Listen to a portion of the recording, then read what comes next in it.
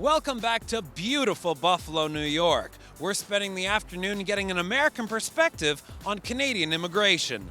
This is Cross Border Talking.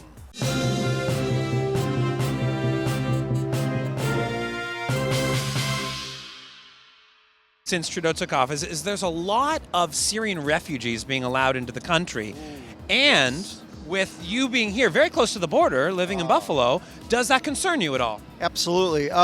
What's going on is that, in my opinion, allowing the Syrian refugees, if you look at some of the media, you'll see that many are men. And what I think is happening is that America is going to be destroyed from the inside out. Canada's letting in a lot of Syrian refugees. I'm wondering, living so close to the border, does that concern you at all? Yes, it does. I'm definitely firmly against the refugees coming into anywhere. I'm all about people coming into a country but doing it the legal way, not coming in just getting a free pass. It's a tough call, though. I mean, it's the same call they're having in Europe right now, and I think it's going to be a really big thing. There's already talking about how once it gets warm again, people are hunkered down right now for the wintertime, and once it gets warm again, they're going to start moving, and I think it's going to be a big thing over there too. Does that concern you at all that we're letting in so many refugees to Canada? It concerns me that they're letting them in anywhere. Because of why? Terrorism.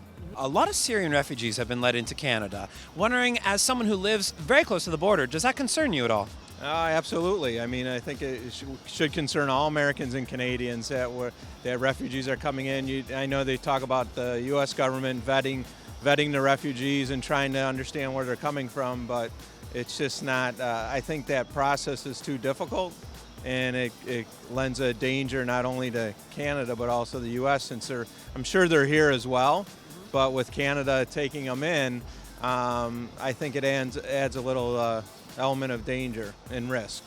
As far as keeping terrorists out, then you just have to voice your concerns to your local government. We have the world's greatest military. We're at border with a great country, Canada, and so one who is in office wants to destroy us from the inside out, and allowing the Syrian refugees in, knowing that many of them could be terrorists.